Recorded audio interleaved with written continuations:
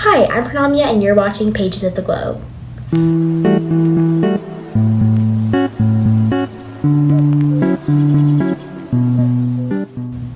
So if you're new to my channel, essentially I take recordings of short stories and poems and any type of literature from all around the world, whether it's Japanese, Russian, Italian, whatever it may be. I'll tell you a little bit about the author, the historical situation, and then I'll tell you an in-depth analysis about it.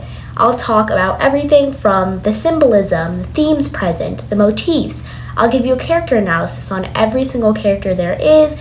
Even if there are like over 20, I will still try my best to give you a character analysis. And I'll try and tell you what the message of the story is, what it has to do with the time that it was published, and how it can be applied today. So, the short story that I will be reading to you today is called The Reunion by John Cheever.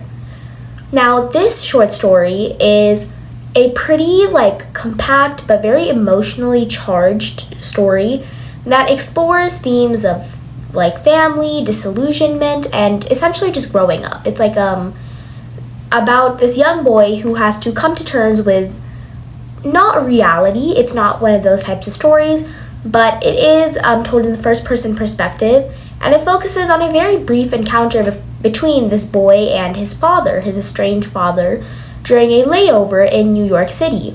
And what starts off as sort of hopeful attempt to, reconvene, to connect, turns into something a little bit different.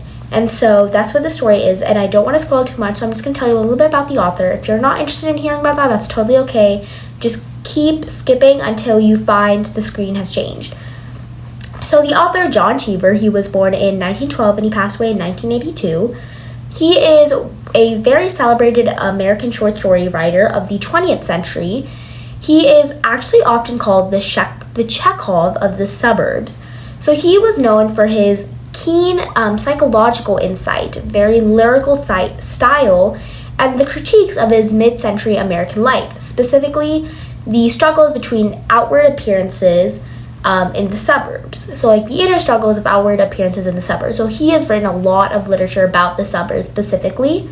Some of his major works that you may have heard or listened to include The Enormous Radio, published in 1947, The Swimmer, published in 1964, The Reunion, published in 1962, and Goodbye, My Brother. Some novels is The Wapshot Chronicle, published in 1957, which actually won the National Book Award, The Wapshot Scandal, published in 1964, and Falconer, published in 1977, and it was critically acclaimed and commercially quite successful, I would say. As for awards and recognition, he's won the Pulitzer Prize for Fiction in 1979, for the stories of John Cheever, the National Book Critics Circle Award, and the National Medal for Literature in 1982. Now I'm just going to tell you a little bit about the legacy. So John Cheever's work examines, like I said before, it examines the contradiction of the American dream, specifically about how things like wealth, social status, and suburban life often mask very deep, emotional turmoils and conflicts and existential anxiety. So his stories very much blend realism with some surreal and dreamlike moments, and I would say his ability to be able to show or portray such flawed and yearning characters has made his work very timeless. Today he is remembered as a very great American storyteller. His collected short stories remain very widely read and studied and admired for their emotional depth, for their craftsmanship, and their subtle irony. Now I want to tell you a little bit about this short story specifically, The Reunion. I would say it is when I read it, it told me a lot about, I hadn't read a John Cheever short story before that, but I read the story, and then after I read any story, if I'm trying to decide if I want to show it on my channel, I look into the author. And so I saw a lot of people saying, he's very much known for his suburban literature. And I definitely got that vibe from the story. I mean, the way that it was written, it's so it makes it so relatable to, I would say, the average American. It is something that, there's something that's so mid-century American about it to me. I can't even describe it, but it is truly like, I mean, it's such a simplistic story. It truly is. But as I was reading it and then I learned about the author, I was like, this all makes sense to me. This really clicks. And sometimes I think that's hard to see when you, like, I think it's hard to oftentimes connect literature with the author, but in this case, it clicks very perfectly.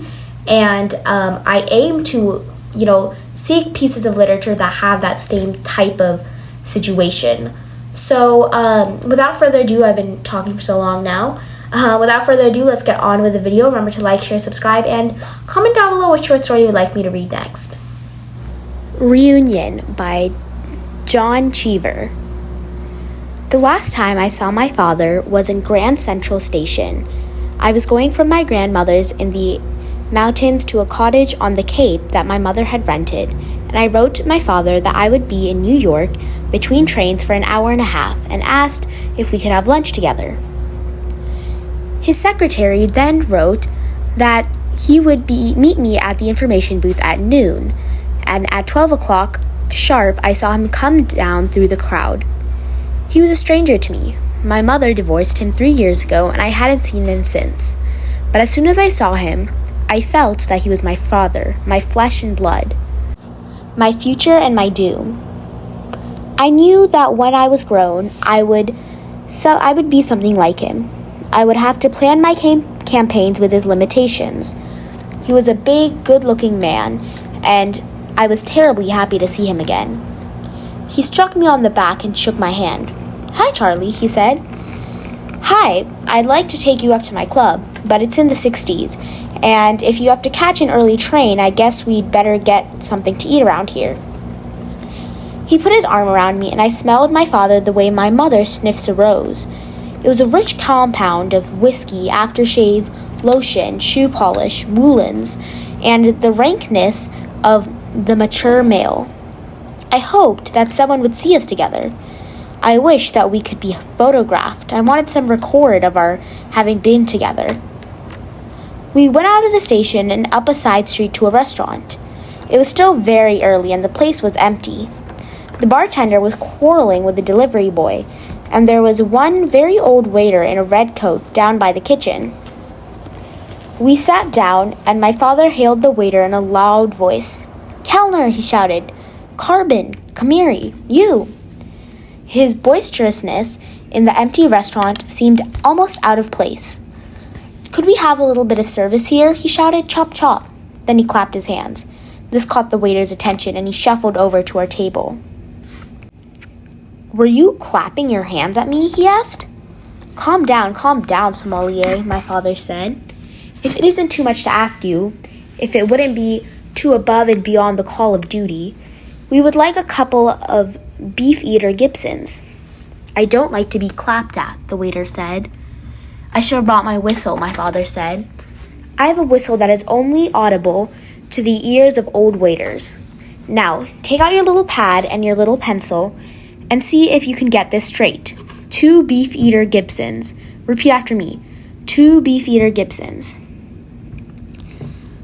"I don't like to be clapped at. I think you'd better go somewhere else," the waiter said quietly. "That," said my father, "is one of the most brilliant suggestions I've ever heard. Come on, Charlie, let's get out of here." I followed my father out of that restaurant into another. He was not so boisterous this time. Our drinks came, and he cross-questioned me about the baseball season. He then struck the edge of his empty glass with his knife and began shouting again. "Garcon, Kellner, Kamiri, you, could we trouble you to bring us 2 more of the same?" "How old is the boy?" the waiter asked. "That," my father said, "is none of your business." "I'm sorry, sir," the waiter said, "but I won't serve the boy another drink."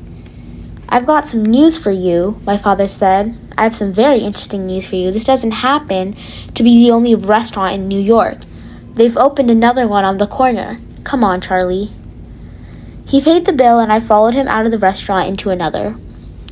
Here, the waiters wore pink jackets, like hunting coats, and there was a lot of horse tack on the walls. We sat down, and my father began to shout again. Master of the Hounds, tally-ho, and all that sort of thing. We'd like a little something in the way of a stirrup cup, namely 2 bips and geef eaters. 2 bips and geef eaters? The waiter asked, smiling. You know what I mean, my father said angrily. I want 2 beef eater Gibsons, and make it snappy. Things have changed in jolly old England. So my friend, the Duke, tells me, let's see what England can produce in the way of a cocktail. This isn't England, the waiter said. Don't argue with me, my father said. Just do as you're told. I just thought you might like to know where you are, the waiter said.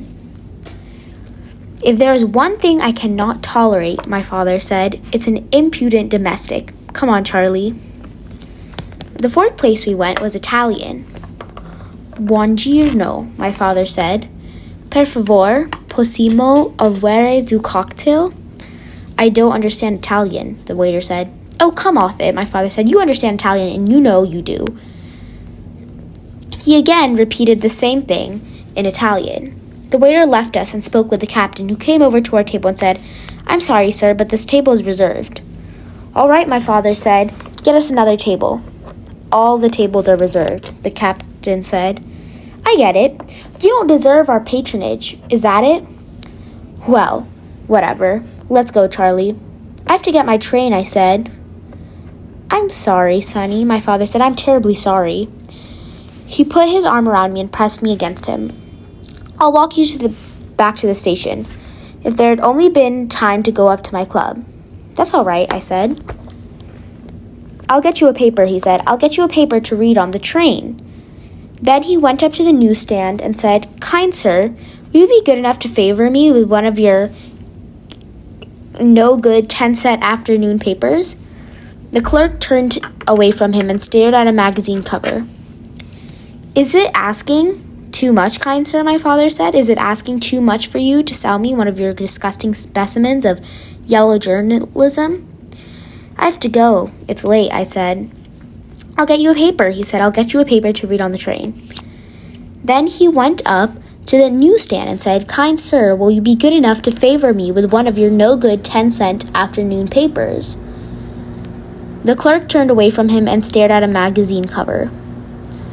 Now just wait a second, Sonny, he said. Just wait a second. I wanted to get a rise out of this chap. Goodbye, I said, and I went down the stairs and got my train, and that was the last time I ever saw my father. The end. Alright, so that was Reunion by John Cheever. Now, before I begin with my analysis, I'm just going to tell you a quick overview of the story. So, Reunion, first published in the New Yorker in 1962, is just a story about this boy named Charlie, who's narrating the time where he met his estranged father after many, many years. They haven't seen each other in, I think the story said 3 years, because of his parents' divorce, and he's very, very excited to meet him. However, what begins as like a very, hope-filled meetup quickly spirals into like disappointment as Charlie witnesses his father's very aggressive, drunken behavior in a series of restaurants. Like, they go to multiple restaurants. And the plan in the beginning is simply that Charlie's father will take him to this like country club, I guess. However, because his father keeps getting in trouble at random restaurants, they don't end up having time. The story ends very abruptly because towards the end, we see that Charlie still seems like, he's being pretty cordial to his father. But then at the end, he just tells us that it was the last time he ever saw him. So, first of all, I want to talk a little bit about the structure of the story. So, this is told in first-person perspective. So, it's told from Charlie's perspective as an adult.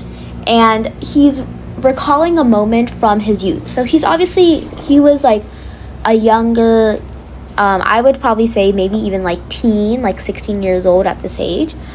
And the tone is like, it's very simple, but I say this for a lot of my stories, it's very deceptively simple, because it masks some very deep emotional undercurrents. So, the story's power lies in what is left unsaid, which is, like I said before, this is like a common thing that you see in Cheever's style. So another important fact about the story is that it has a compressed time frame, which I've talked about before on this channel, which is essentially just where the entire short story unfolds over a short window. So in this case, it was about an hour during Charlie's layover. So that's another important fact to know, is that Charlie is in between places of destination. This is not his final destination. He just happened to have a layover here, and so he visited his dad. And this is going to be important when we get later into the analysis. Another important thing about the story is that it has a very tight structure, and that is what enhances the intensity of the story. So, for example, in a prior story that I had read just a couple videos ago, The Sniper, in that story, again, it happens all over the course of one evening, and because it's so short and there are so many moments that are being packed into every single sentence, that truly makes every single word more intense, more emotional. So I want to do a quick character analysis. There are only two characters in this story, Charlie and Charlie's father, who is not named. So Charlie is, like I said before, I believe he is a teenager. His age is never explicitly mentioned, but the way that, he's acting and how he's narrating it tells me that this was a while ago for him, and he probably was a teenager, like maybe 16 years old. He is, at the beginning of the story, very eager. He's very innocent. He's full of hope. He's excited to reconnect with his father. And it's obvious that he admires his father. He mentioned in the story that,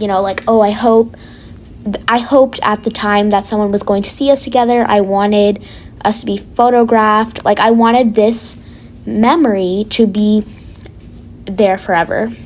Which is interesting because he has this line where he literally says, I hoped that someone would see us together. And I'm like, towards the end, a lot of people definitely saw you together, considering your father made such a ruckus. But towards the end, he is definitely more disillusioned, he's more quiet. And the final line kind of shows the fact that he kind of cut his father off at that moment. Even though he was quite young, he kind of realized that, this is not the place for me. Now, who is Charlie's father? I would say he is a quite charismatic man, obviously, but he is deeply flawed, right? He was very rude. He was very, entitled. And then it seems like he's almost an alcoholic, I would say.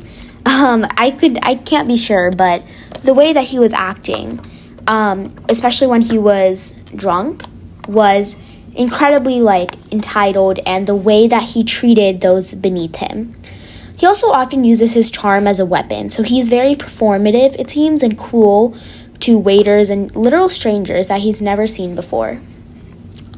He is the embodiment of toxic masculinity. So he's using all of this power and dominance to mask this insecurity he has and emotional incapacity. I actually saw this comment that was essentially making this theory that Charlie's father never had a, club to go to, but he wanted Charlie to be under the impression that his father was, had a greater social circle or something like this. So he was purposely taking up a lot of time so that Charlie wouldn't have to go visit the country club, because he was scared that Charlie would find out that, he doesn't actually have a club, which I think is actually a very interesting theory. I mean, you can't be too sure that that's true, because I feel like at that time, a lot of people belonged to clubs. However, it would certainly make sense as to why he's suddenly he's acting so strange, especially because in the beginning, he seems like such a nice person. So what are some themes we see in the story? First of all, and I discussed this before, but it's just the loss of innocence. So Charlie has this idealized image of his father, that is slowly destroyed over the course of a single afternoon, a single hour actually. And the story also kind of is almost like a coming of age moment through a single formative disappointment of someone's father being kind of a terrible person. Another theme we see here is masculinity and performance. So the father equates manhood with domination. He bullies his staff, he asserts control, he uses coarse language. His behavior critiques a certain performative and insecure masculinity, and it's kind of all surface, no depth. The final theme that I want to talk about here is the failures of family and broken relationships. So this meeting kind of reflects how divorce or any type of fracture, I guess, in the family changes simple things like, or deep things, sorry, not simple things, like personal identities and expectations. I mean, we see in the beginning that, the son, he is talking about how he wants people to be like, oh, you guys look similar, or he doesn't say that, but he does say like, oh, I always imagined that I would look similar to him. And so he equated a lot of his personal identity and the way that he looked, his identity with his father. However, after this meeting, I can imagine that he wouldn't do it as closely. We also see some symbolism. So restaurants and public spaces, each restaurant kind of symbolizes this chance at connection, right? Each time they're sitting down to go eat somewhere, there is a chance for them to connect, to bond. But the father continuously sabotages every single meeting. This repeated entering and then leaving of every single restaurant, I think they go through like 5 or 6 restaurants, and including the newspaper stand man, that's like almost 6 or 7 failed connections with people. All of these are symbols of like missed opportunities and emotional restlessness. Also, the way that the father talks, you'll notice, is like, I found it very interesting because he was talking in Italian, he was talking in French at one point. I think he was even speaking Spanish. And so his speech is very theatrical, but it's also often very like mocking, and it's very condescending. And so the way he talks, his language, distances himself from others and eventually his own son. He's even cursing at these strangers. And that is a reason for him eventually being estranged from his son. Now, I want to talk for like, what does this mean, or what does this have to do with John Cheever's like broader literary context? So, I probably mentioned this before, but he was known as a chronicler of suburban discontent. And so that essentially just means like, any type of fractured of like American families, those were the types of stories that he would publish. So in Reunion, he is kind of compressing many of his reoccurring themes that he presents in other stories, which is like emotional alienation, masculinity, and some type of familial collapse. This story is very interesting in the way that, and I feel like I read a lot of stories like it, in which it has like very minimalistic storytelling. However, it has like a maximum amount of emotional effect. So that is it for today. Before I finish off, I just want to give you a quick conclusion and just recommend some other stories if you enjoyed this one. So Reunion is a pretty short story that punches much higher than its word count is what I was looking for. It doesn't have as many sentences and words, but it has a lot of meaning inside. Cheever captures this like very universal almost sting of like disappointment in a parent. I could say many kids who come from like divorced families have probably dealt with a similar situation and the pain of broken connections. And it's all told through the lens of a young teenager who unfortunately had to grow up too fast. If you enjoyed this story, I would probably recommend other stories that I just recently read, like The Chaser by John Collier, or The Sniper by this Irishman. I believe it was Liam O'Flaherty. I do know his last name is Flattery. But that is it for today. Remember to like, share, subscribe, and comment down below what short story you would like me to read next.